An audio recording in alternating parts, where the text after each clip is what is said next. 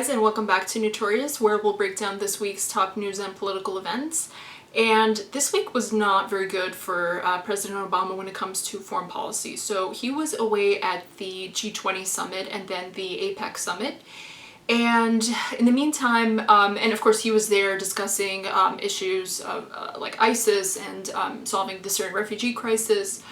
And we had about 31 governors announce that they are not accepting Syrian refugees into their states, which is something that they don't have the legal authority to do anyway, but nevertheless they felt the need to make a political statement about this while the president was gone.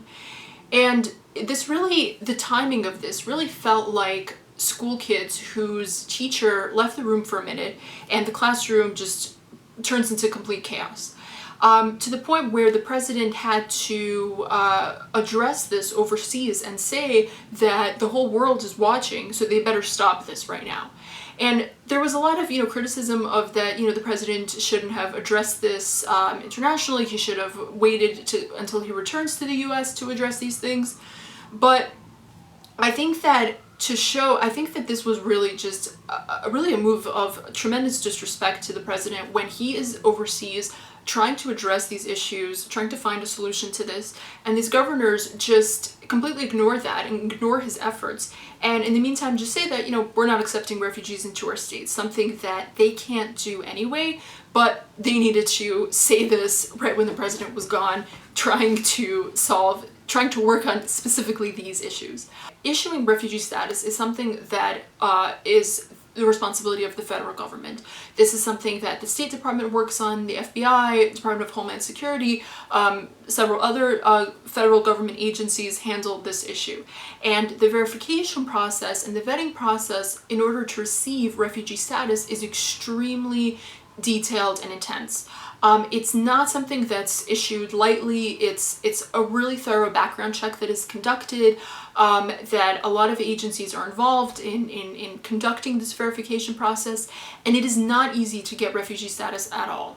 And as a result, refugee status is actually kind of the most difficult form of immigration status that you can receive. So it's because the background check is so thorough, it's a really limited number of people who pass that background check and who meet the requirements that the federal government sets forth in order to obtain that status. What I'm really wondering about in all of this is that these governors and members of Congress, these are people who have very elite positions within government. I mean, they're not just city council members in some small town. Like these are very high-ranking officials in government. And I'm sure they understand that the verification process is very intense, that we are going to thoroughly vet these people, we're going to thoroughly conduct background checks and take all precautions that are necessary in order to make sure that people who pose a threat to the country are not coming in and are not going to get refugee status. And so I feel they clearly understand this, and yet they're still spreading this fear and these rumors out there that that we can't conduct a thorough verification process, that we can't check these people thoroughly. You have candidates, Marco Rubio was saying that we don't have the measures in place in order to vet these people right now, given the kind of what's happening in that region, which just begs the question now, what is the purpose then of our FBI and our State Department and these other agencies if they can't vet these people? We have lawmakers who are saying that these people have fake passports, fake documents, and so we don't know who they really are. Well, isn't that the job of these government agencies to check who they are? I mean, we accept refugees from other countries all the time. Right now, we're accepting refugees. So how is it that what if their documents are fake? How can we trust that they're presenting the real documents? Which goes back to why this is a very thorough process, very thorough verification and vetting process that is conducted. That is the whole point. That's why it's a long period of time that people need to wait in order to receive an answer of whether they have been accepted as refugees, because of how long that whole background check takes. So it doesn't make sense to say that the FBI and the State Department can't conduct a thorough background check, because that's their job. That is the job that we're asking them to do, is to conduct these thorough background checks.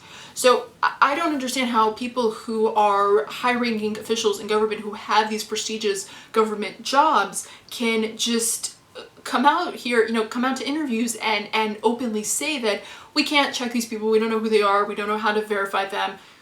Essentially that our federal government does not know how to do its job at all. This really makes no sense. Another aspect that I kind of don't understand in all of this in some of these governors and lawmakers who are blocking this, especially those, people like Louisiana Governor Bobby Jindal, who is a child of Indian immigrants, people like Ted Cruz, Mark Rubio, who are children of Cuban immigrants, and just other lawmakers who, are first, second generation Americans and suddenly think that they are more American than apple pie, who, I don't know, they seem to be equating themselves with people who came over on the Mayflower, and they just don't feel the need that this country needs to help immigrants, that we need to help refugees, that we need to have any part of this at all. Which really is just contrary to what America has always stood for as a place of inclusion, of accepting people, of taking in immigrants and helping integrate them into society so that they too can become Americans and can contribute to the American way of life. And frankly, I think that the Republican Party is kind of moving farther away from that. And as a party that has just lost the presidency twice in the last, in the previous elections, presidential elections, it seems like they would understand this